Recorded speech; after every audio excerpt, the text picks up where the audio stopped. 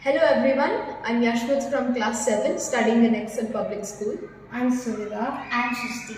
Our project name is Students Tutor Students. Many companies are offering tuitions which are largely not affordable, and many parents are falling prey for the advertisement which promise that by signing in for online classes or tuitions, that students will be able to do well in competitive exams. However, these online tuitions are not always necessary and affordable.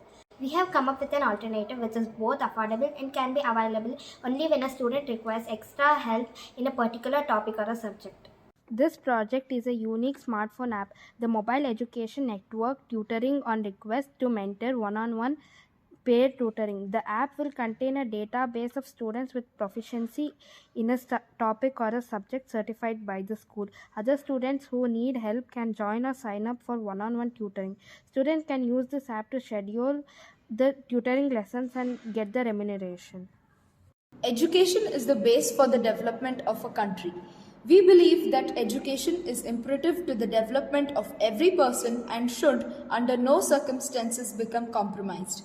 By providing a service that establishes connections between students who are willing to tutor and those who need tutoring, the Students Tutor Students app hopes to forge a community of leaders. We have created an app using code.org where one student will be the learner and the other student will be the mentor. Students can log in, enter all the needed information, find a mentor accordingly. In this way, both students get the benefit. The tutor student can teach and revise the topics, and learner student can learn it easily and understand the topic.